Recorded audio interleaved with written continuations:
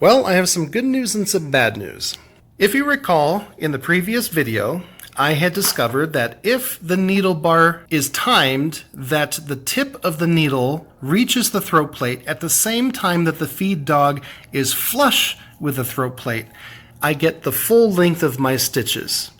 The indicator plate would be correct, and I would get a full 6 stitches per inch. After the second video, I thought the only place I could think that would directly affect the timing of the needle bar would be to rotate the crank on the shaft by a few degrees, and I found this screw. It's a set screw, and I thought if I remove that set screw, I can adjust the crank. So for 3 weeks I attempted to remove this screw. It was completely seized. I went ahead and contacted Millard Sewing Machine Center. Not only did they have a service center with techs, but they also had replacement screws, and I thought, great, they would be the people to ask. So I contacted them by phone 3 weeks ago, asked for a tech to get back to me. They never got back to me. 2 weeks later, I called again. They still didn't get back to me. I went ahead and purchased one of the replacement screws, thinking that would speed things up. That didn't speed anything up. In fact, they're holding back my order until I tell them if their part is going to be the correct one for me. And I said, well, that's why I contacted you guys, because I need help from your tech to tell me if this part will help me. Anyway, all of that's aside. It doesn't matter, because at this point I made a new discovery. I purchased another crank from an eBay seller that their screw would come out. So of course I'm going to also document the screw really well so people can see what it really looks like. This is called a dog point right here, this tip. It acts as a dowel for stability and to make a permanent connection.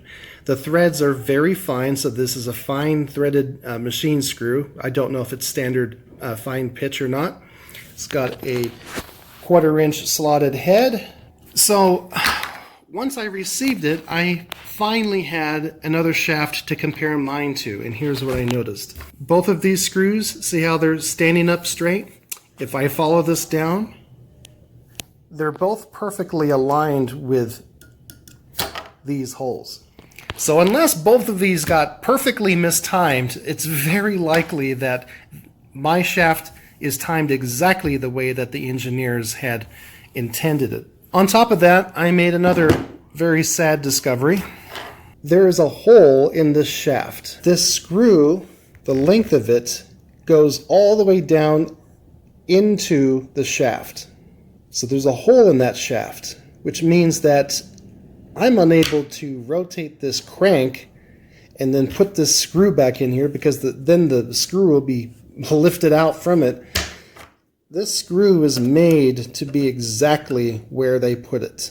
So this was not the answer to the problem of adjusting the needle bar timing to be in sync with the feed dog in the first place. So I wasted my time with that, but at least I learned that this is not the problem. So that's why I'm documenting it, to let you guys know this is not the problem. Unfortunately, this is one of the reasons why I had contacted Millard's techs to ask them if this would fix my problem. If they had gotten back to me 3 weeks ago, I would have been able to have that question answered. But so here it is. I found it out on my own. And unfortunately, that also means that I took apart the entire machine for no reason. I'm thinking about making a video to kind of detail the process of putting the entire machine back together again. And after putting it back together again, I'm still going to have to find the solution to get the needle bar and the feed dog in sync with each other, so I can get proper stitch lengths, 6 stitches per inch, etc., etc. So that's where I'm at. Just thought I would make an update. I guess get ready for part 4.